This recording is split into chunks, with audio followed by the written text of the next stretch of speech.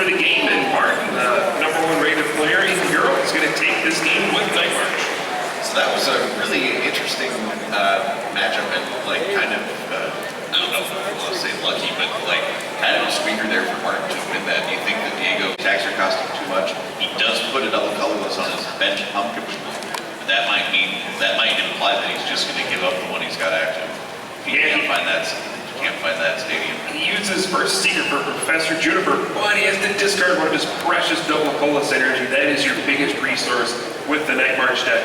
Unfortunate that he has to do that, but he needs to find Dimension Valley if he wants to attack here. And he also, he had to discard that. He also had to discard one of his lightning energy. You see he's got one prized, so he does have one more lightning energy, but that's almost useless at this point. Yeah, I mean, you can use that with Dimension Valley to attack with New EX, but that would force you to put your Jolting down, which again can be a liability. But yeah, I don't know, this is kind of a strange matchup so far.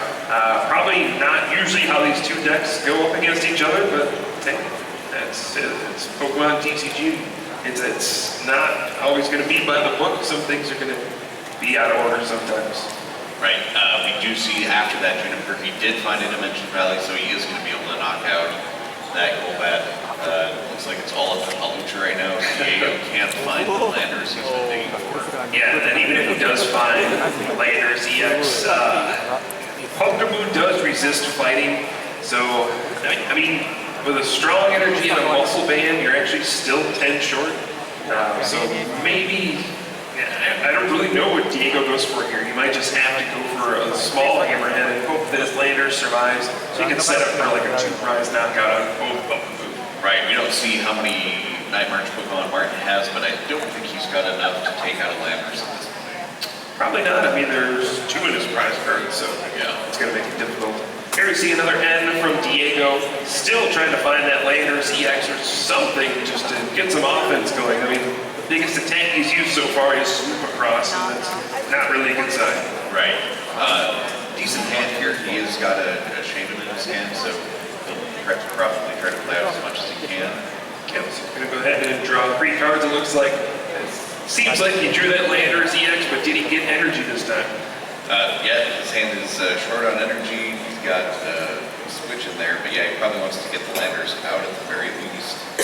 He does have a super scoop up in hand. It looks like he could try to do that to scoop up the Halucha and pick up the strong energy. All right, gets heads on that. He kind of decided which Pokemon to pick up. Could pick up Shaman EX and reuse that setup ability, or could just go for the sure thing, pick up Halucha, so he gets the strong energy and is able to attack the Landers. Looks like Halucha will be the choice. Right, he gets to put that Zubat out in front, but again, with the free flight, it can retreat for free.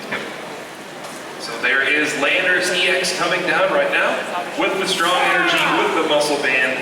Normally that would do 70 damage, but the fighting resistance makes Pokemon survive, so this is not the greatest situation in the world for Diego. However, it will set up a future play with Golbat, Sneaky Bite, getting a knockout, so I mean, he's got to start doing some damage, so. Right, so it brings up that Landers. He's got the, like we said, all the buffs that he can on there, but it's still going to be 10 short on the Pumpkin Moon. But he's going to be able to set up for that 2-turn punch, and we'll see if Martin can get enough in the discard pile to counter punch. Yeah, this is where you can see the low HP of Martin's Pokemon really being a disadvantage in this matchup. Sure, those Pokemon survive this hammerhead, but if he gets another one off, that's 2 prizes gone. And at this point, I mean, if you mention Jolting, that's an easy hammerhead knockout. So, especially with Golbat and Crobat coming out eventually, the damage is going to start to add up. Right, he's getting a Lysander there, probably going to pull up that Shaman since it's the only card that can't get back out of the active for some reason. Yeah, so he's going to pull up Shaman just for the easy 2-prize knockout. Martin's game plan at this point will be knock out 2 EXs, right? He's going to knock out the Shaman here, go down to 2 prizes, and then hopefully knock out the Landers EX on the following turn. Right, the Shaman not as resilient as the Landers, so a bit easier to get the knockout on that one. Right, only 110 HP, still gives up those 2 prize cards though. Martin will prepare by attaching an energy to his Mew EX. He just wants to give himself the highest odds possible of pulling off a big attack next turn, going to use a Shaman EX to set up here for some additional cards.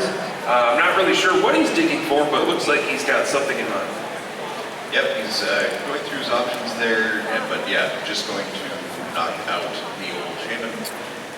And finally takes those two net march Pokemon out of the discard pile. Because now he's really going to need them to get rid of the landers. Diego puts that free retreating Lucha up front. Yeah, and you know, with those two prize cards taken, it's really the writing on the wall for Diego. He needs to get an end this turn and shuffle those cards back in. He knows Martin has that Joltik in hand, so if he doesn't disrupt Martin's hand at all, Mew EX can just come out and Night March for the game when he puts down that Joltik. Right, so he's going through his hand here, and I'm not seeing a ton. He does have an Ultra Ball.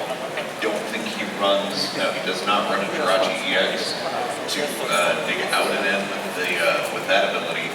He does play two Shaman EX, so he could search for another one of those. Sure, it's a liability to put that down, but I mean, this is a pretty decent situation. If you can knock out all the Night March Pokemon and end your opponent down to two cards, I mean, Mew EX can't Night March if there's no Night March Pokemon in play. So it's a good move to be able to do that.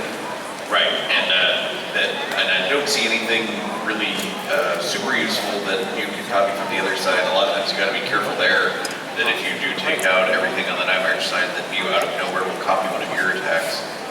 Yeah, but actually, both Shaman EX are in the discard pile at this point, so Diego has to Ultra Ball for that Golbat.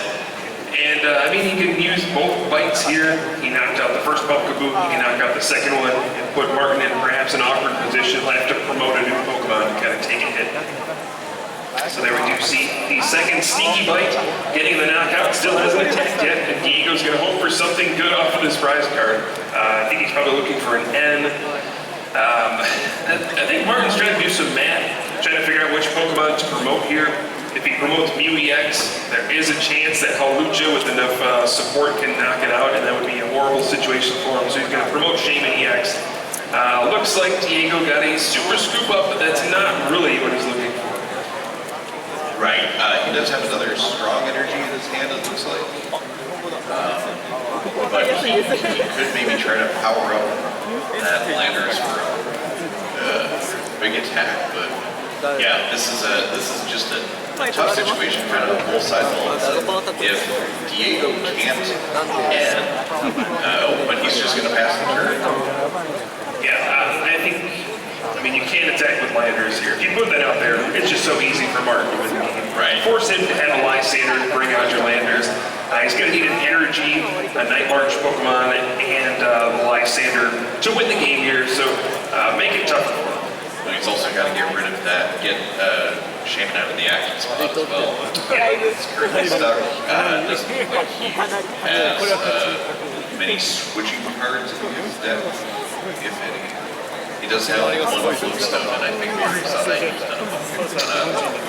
Yeah, and he is kind of running low on energy as well, so there is some chance that Shaman will be able to retreat. Right. See that one lightning and the prizes there too. Right, and we saw him have to accidentally, well, not accidentally, but he had to throw away one of his double couple of super. Yeah, so he may only have one energy left in his deck in total.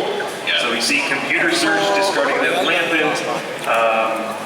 So he'll also discard Ultra Ball with that. And yeah, the last